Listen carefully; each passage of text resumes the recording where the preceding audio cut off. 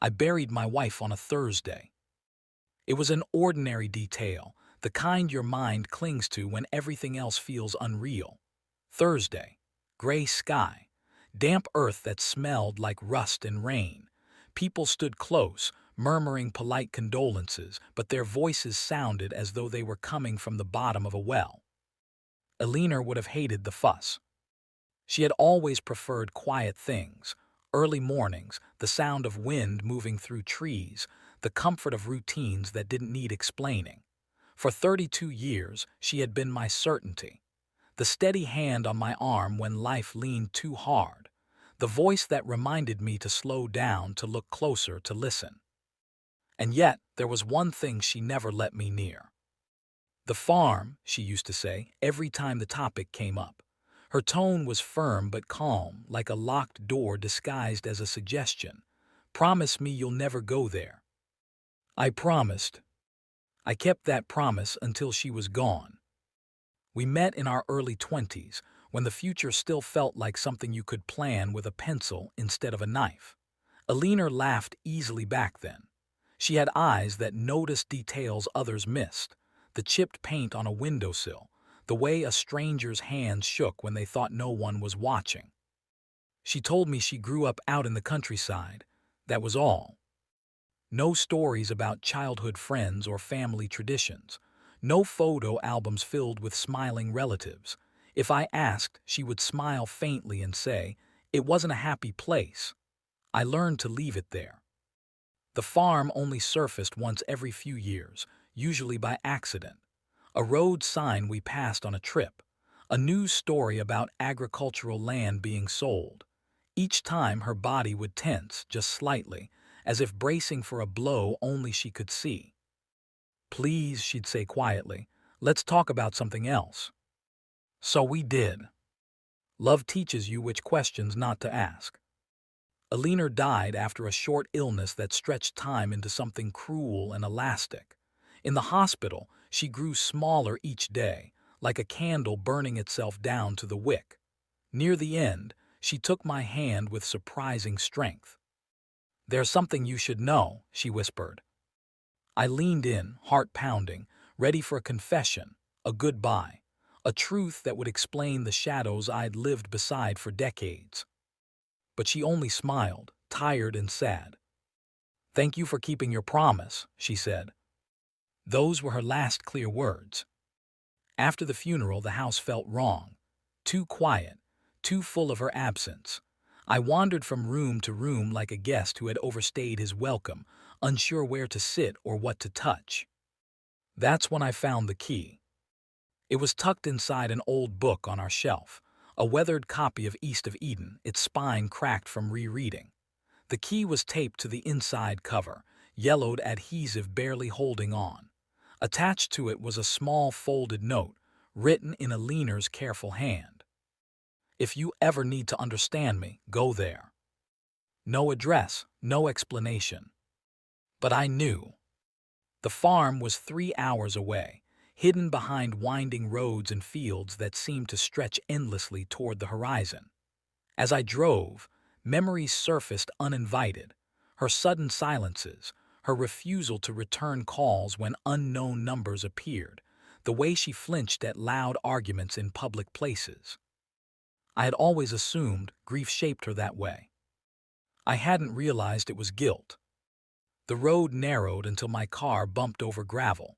At the end stood a rusted metal gate, hanging crookedly on one hinge.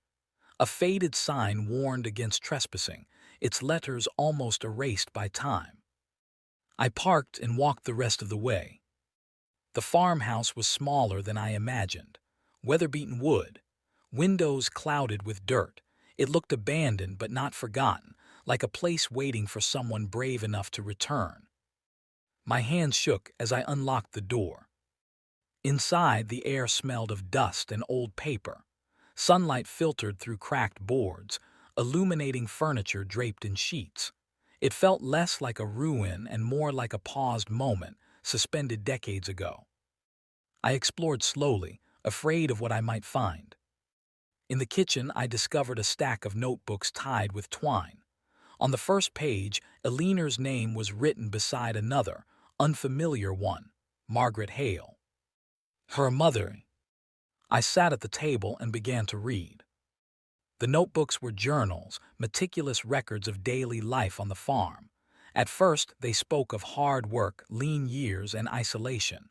Then the tone shifted.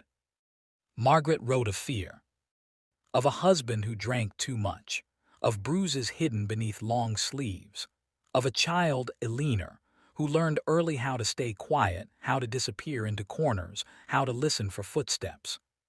My chest tightened as I turned each page. Then came the final entry. "I can't leave," Margaret wrote, "but she can. I will make sure of it." The truth revealed itself piece by piece. Margaret had saved money in secret. She had planned Elinor's escape down to the smallest detail. On the night Elinor turned 18, an argument erupted. It ended with Margaret dead at the bottom of the cellar stairs. The official story was an accident. The journal suggested otherwise. Elinor had fled that same night, carrying nothing but guilt and silence. She never reported what she knew. She never returned. She locked the farm away in her mind and begged me to do the same. Not to protect herself, to protect me. In the bedroom upstairs, I found a final envelope addressed to me. Her handwriting wavered. "I was afraid that if you saw this place, you would see me differently. I didn't want my past to poison our life, but secrets rot when they're buried too deep.